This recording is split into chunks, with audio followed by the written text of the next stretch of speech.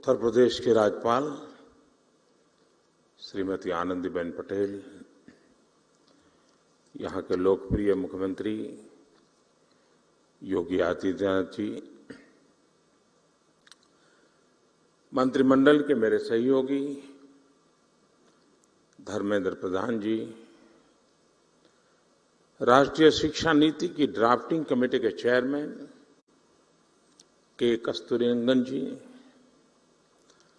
सरकार के अन्य मंत्रीगण, इस सम्मेलन में भाग ले रहे सभी वाइस चांसलर्स, शिक्षा संस्थाओं के निर्देशक, सभी शिक्षकगण, शिक्षाविद, देवी और सज्जनों, अखिल भारतीय शिक्षा समागम का यह आयोजन उस पवित्र धरती पर हो रहा है जहां आजादी से पहले देश की इतनी महत्वपूर्ण यूनिवर्सिटी की स्थापना हुई थी। ये समागम आज एक ऐसे समय हो रहा है जब देश अपनी आजादी का अमृत महोत्सव मना रहा है। अमृत काल में देश के अमृत संकल्पों को पूरा करने की बड़ी जिम्मेदारी हमारी शिक्षा व्यवस्था पर है, हमारी युवा पीढ़ी पर है। हमारे यहां उपनिषदों में भी कहा गया है, विद्या अमृतम अश्नुते, अर्थात विद्या ही अमरत्व और अमृत तक ले जाती है। काशी को भी मोक्ष की नगरी इसलिए कहते हैं क्योंकि हमारे यहां मुक्ति का एकमात्र मार्ग ज्ञान को, विद्या को ही माना गया है। और इसलिए शिक्षा और शोध का, विद्या और बोध का इतना बड़ा मंथन जब सर्व विद्या के प्रमुख केंद्र काशी में होगा तो इससे निकलने वाला अमृत अवश्य देश को नई दिशा देगा।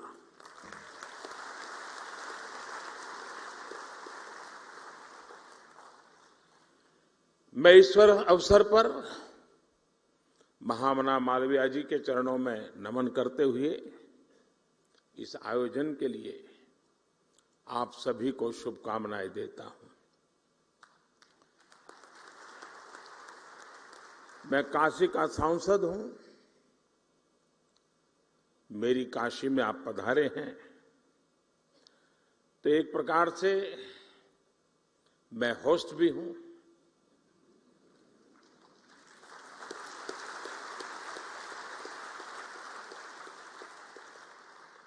आप इन सब के साथ साथ मेरे भी मेहमान हैं।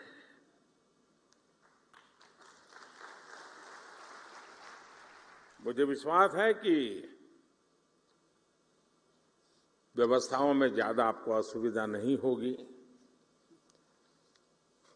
प्रबंध करने का सबने भरपूर प्रयास भी किया होगा, लेकिन फिर भी अगर कोई कमी रह गई है तो वो दोष मेरा रहेगा।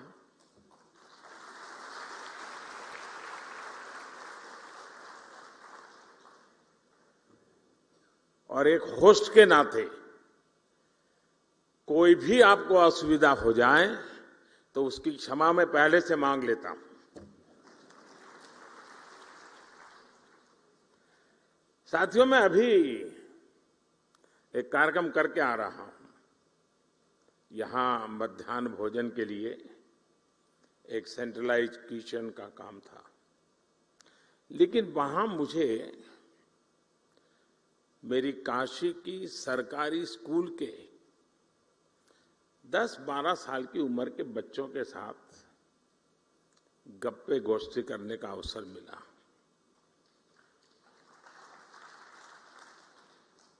और वहां से निकल करके यहां आया हूं।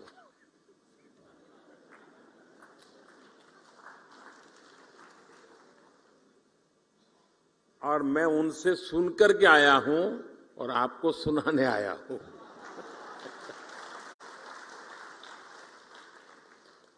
और मुझे कहना होगा, और मैं तो चाहूंगा जब मैं अगली बार आऊंगा तो जिस स्कूल के बच्चों से आज मुझे मिलना हुआ है, मैं उनके जो टीचर्स हैं उनको मिलना चाहूंगा।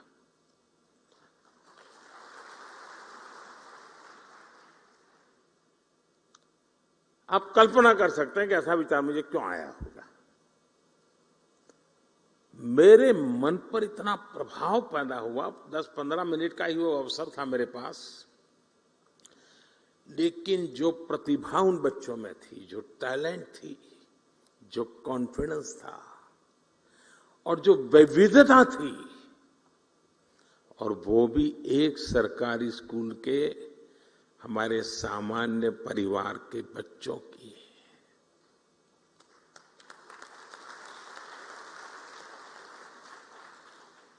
जो टैलेंट वो बच्चे वहां प्रस्तुत कर रहे थे, आपके परिवार में भी अगर आपका पोता नाती अगर ऐसी टैलेंट आपके सामने रखेगा, तो जब भी मेहमान घर में आएंगे आप उसको खड़ा कर देंगे, जरा देखो मेहमान आए वो तुम सुनाओ।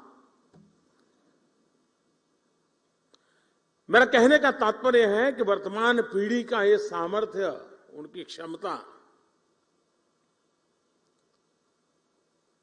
जब वो आप जहां है वहां पहुंचेंगे, पद पे नहीं, उस इंस्टीट्यूट में, आप तो नहीं होंगे, आप ऐसे इंस्टीट्यूट बना के जाएंगे कि इस प्रतिभा के बच्चे आने वाले दिनों में आने वाले हैं, उनको वहां कमी नजर ना आए। ये काम सबसे बड़ा आपके जिम्मे है।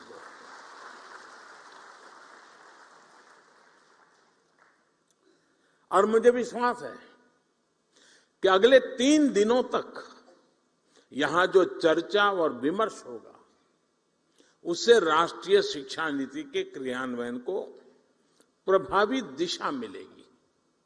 साथियों, आप सभी जानते हैं कि राष्ट्रीय शिक्षा नीति का मूल आधार शिक्षा को संकुचित सोच के दायरे से बाहर निकालना और उसे 21वीं सदी के आधुनिक विचारों से जोड़ना है। हमारे देश में मेधा की कभी कोई कमी नहीं रही है, लेकिन दुर्भाग्य से हमारे ऐसी व्यवस्था बनाकर दी गई थी जिसमें पढ़ाई का मतलब केवल और केवल नौकरी ही माना जाने लगा था।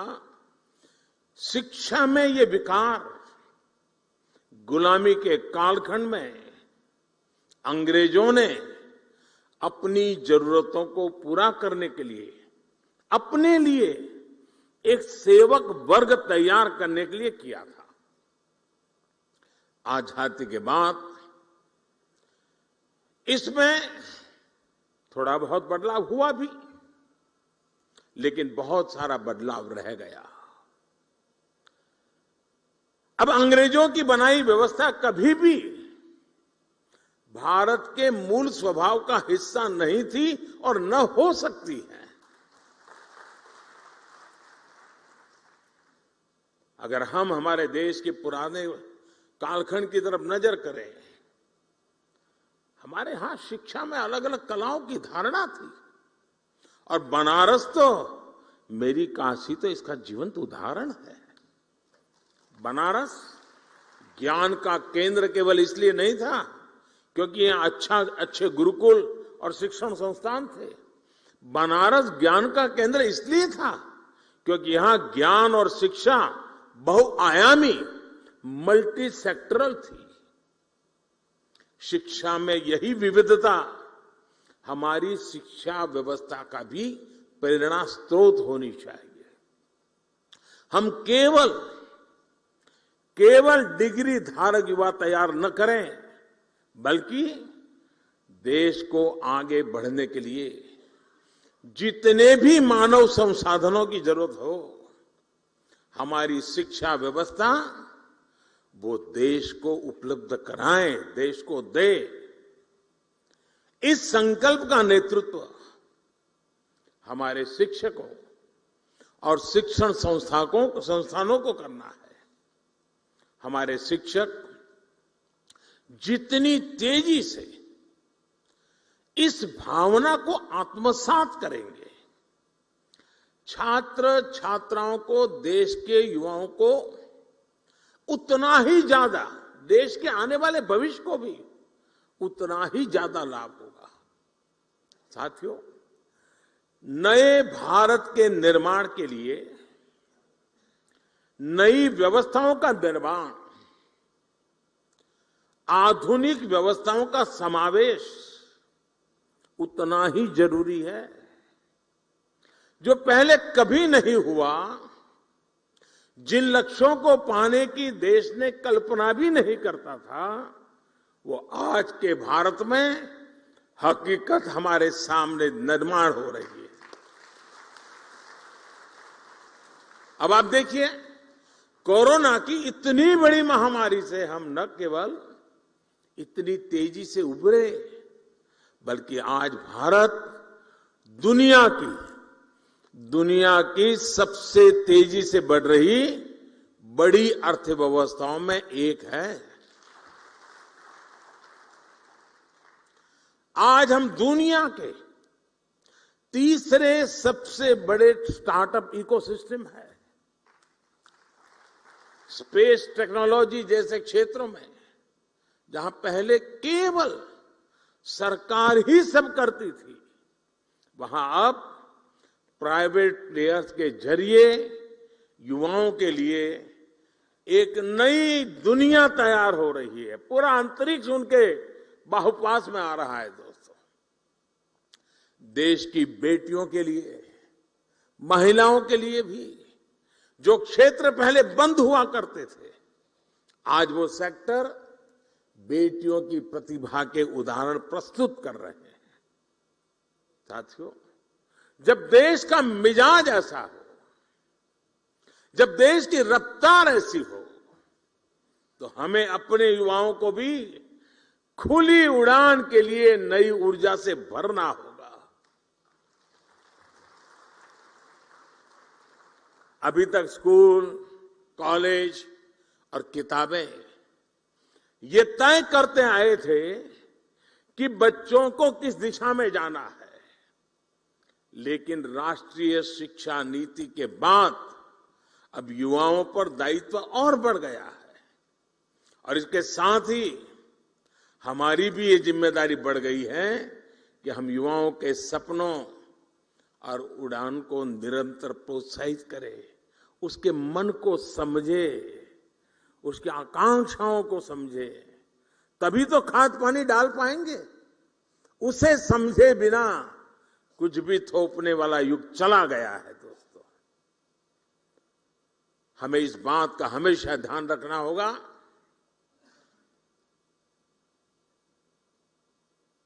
हमें वैसा ही शिक्षण, वैसी ही संस्थानों की व्यवस्थाएं, वैसा ही ह्यूमन रिसोर्स डेवलपमेंट का हमारा मिजाज अपने आप को सज्ज करना ही होगा। नई नीति में पूरा फोकस बच्चों की प्रतिभा और चॉइस के हिसाब से उन्हें स्किल्ड बनाने पर है। हमारे युवा स्किल्ड हो, कॉन्फिडेंट हो, प्रैक्टिकल हो, कैलकुलेटिव हो। शिक्षा नीति इसके लिए जमीन तैयार कर रही है। साथियों, देश में तेजी से आ रहे परिवर्तन के बीच शिक्षा व्यवस्था और इससे जुड़े आप सभी महानुभावों की भूमिका कितनी अहम है, इसका एक उदाहरण मैं अपने गुजरात के मुख्यमंत्री काल के शुरुआत के कालखंड का एक अनुभव बताता हूं। मैं नया नया मुख्यमंत्री बना था, सरकार वरकार की दुनिया से मेरा कोई नाता ही नहीं था, मैं बहुत दूर था, अचानक काम आया था। तो मैंने एक कार्यक्रम बनाया था।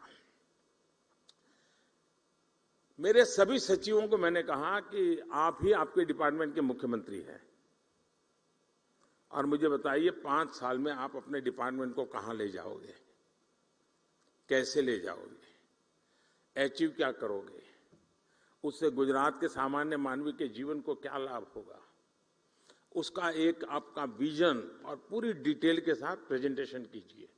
ये मैंने सभी विभागों के सचिवों को कहा और हर दिन शाम को 5 बजे सभी मेरी मंत्रिपरिषद के मंत्री और सभी सचिव हम बैठते थे और एक सचिव आकर के अपने विभाग का पूरा प्रेजेंटेशन देते थे, फिर डिबेट होती थी। सभी सचिव, जो पहले भी कोई एग्रीकल्चर सचिव रहा होगा वो भी वहां बैठा हुआ है, सब लोग अपने अपने विचार रखते थे, डिबेट होती थी, हमारे मंत्री भी डिबेट करते थे। मैं सुनता रहता था, सीखने का प्रयास करता था। एक दिन, और ये कार्यक्रम मेरा करीब महीने भर चला था और शाम को 5 बजे शुरू होता था, रात 10 बजे तो बड़ी मुश्किल से घर जाने की इजाजत मिलती थी और बड़ा ही इंटेंस वो कार्यक्रम चला और शायद हिंदुस्तान के इतिहास में पहली बार ऐसा हुआ होगा। तो मेरे यहां उद्योग के जगत के संबंधित प्रेजेंटेशन हुआ। आने वाले दिनों में वो औद्योगिक क्या क्या देखते हैं, आने वाले दिनों में औद्योगिक विकास कैसा होगा, सारा बता रहे थे। तो कार्यक्रम पूरा होते ही शिक्षा सचिव मेरे पास आए, क्योंकि दूसरे दिन शिक्षा सचिव का कार्यक्रम था। उसने कहा, साहब मैं कल नहीं कर पाऊंगा। मैंने कहा, क्या बात करते हो भाई, 1 महीने पहले आपको तैयारी करने के लिए कहा और आप लास्ट मोमेंट कह रहे हैं मैं नहीं कर पाऊंगा। उन्होंने कहा, तैयार तो है, मैं कर सकता हूं, लेकिन आज जो मैंने औद्योगिक विकास का जो प्रेजेंटेशन देखा उसको देख करके मुझे लगता है कि हमारा उनका कोई मेल ही नहीं है। हम बाएं जा रहे हैं, वो दाएं जा रहे हैं। तो मैं इसकी लाइट में मेरे जो प्रेजेंटेशन है उसको मॉडिफाई करने के लिए मुझे समय चाहिए, तब जाकर के हम एक इंक्लूसिव ग्रोथ की दिशा में साथ मिलकर के शिक्षा हो, इंडस्ट्री चल सकते हैं। हमें भी अब तो पूरी दुनिया का पता होना चाहिए, हर यूनिवर्सिटी में काम होना चाहिए कि दुनिया आगे किस तरफ जा रही है, कैसे जा रही है, उसमें हमारा देश कहां है, उसमें हमारे युवा कहां है। आने वाले 15-20 साल उन बच्चों के हाथ में भारत होने वाला है, उनको मैं कैसे तैयार कर रहा हूं, ये हमारा बहुत बड़ा दायित्व है दोस्तों। और इसी तर्ज पर हमारे सभी शिक्षण संस्थानों को भी खुद से पूछने की जरूरत है कि क्या हम फ्यूचर रेडी हैं। मैं आज दिन बिता रहा हूं, एग्जाम ले रहा हूं, कॉन्वोकेशन कर रहा हूं, क्या यही मैं जिस पद पर हूं वही काम है? क्या मेरा काम यह है कि मैं ऐसी संस्थान खड़ी करके जाऊंगा कि आज जो बच्चा मेरे स्कूल कॉलेज में आएगा, आजादी के जब 100 साल होंगे, जब वो बहुत बड़ी महत्वपूर्ण भूमिका निभाता होगा, तब मेरा देश वहां पहुंचेगा। मैं वो व्यवस्था आज पैदा करके जाऊंगा। आप सबको वर्तमान को संभालना है, आपके पहले जो करके गए हैं उसको आगे बढ़ाना है, लेकिन आज जो काम कर रहे हैं उनको फ्यूचर के लिए ही सोचना होगा और व्यवस्थाएं फ्यूचर के लिए विकसित करनी होगी। और क्योंकि आज बच्चों की जिज्ञासा ऐसी होती है जिनके उत्तर, अभी मैंने कहा, मैं जिन बच्चों को मिलकर आया हूं, आपको भी घर में पता चलता होगा, छोटे छोटे आपके पोते पोती भी आपको सवाल पूछते होंगे, आपके नन्हे मन्ने बेटे अगर सवाल पूछते होंगे, आपको सोचना पड़ता होगा, अरे भाई ये कहां सर खा रहा है। वो सर नहीं खा रहा है और का सर उसको जवाब नहीं दे पा रहा है दोस्तों, वो सामर्थ्य। आपके हर किसी के घर में ये अनुभव आया होगा जी। आज की पीढ़ी जिन बातों को लेकर के आती है, वो तो गूगल पर 10 चीजें सवाल पूछते, बोले आप क्या कह रहे हो, गूगल तो ये कह रहा है, आपको काउंटर करता है बच्चा। अब ये बच्चे आपकी यूनिवर्सिटी में 10 साल के बाद आएंगे तब क्या हाल होगा आपका? हमें अभी से तैयार करना होगा अपने आप को। आप घर में भी उसके अपने बच्चों के साथ मिसमैच अनुभव कर रहे हैं। जब स्कूल कॉलेज के कैंपस के अंदर बहुत बड़ी मात्रा में युवा पीढ़ी होगी, इस प्रकार से नई सोच के साथ आई होगी और हम वहां उसके योग्य नहीं होंगे, तो उनके साथ कितना बड़ा गहरा अन्याय हो जाएगा दोस्तों। और इसलिए आवश्यक है कि हम भविष्य को जाने, समझे, व्यवस्थाओं को विकसित करें। मैं अभी कुछ दिन पहले डिजिटल इंडिया अभियान के तहत गांधीनगर में एक एग्जीबिशन देखने गया था। वहां सरकारी स्कूल के बच्चे थे, 12वीं 10वीं या 11th के बच्चे थे। वहां बच्चों ने जो प्रोजेक्ट तैयार किए थे, जो आइडियाज रखे थे, मैं बहुत उसको समझने की, देखने का प्रयास कर रहा था और मैं प्रभावित हुआ था इन बच्चों के काम से। रिसर्च का ऐसा पोटेंशियल, कम उम्र में ऐसे ऐसे इनोवेशन वाली बातें सुनकर मैं दंग रह गया। वहां कई बच्चे बायोटेक और जेनेटिक्स में इंटरेस्टेड थे।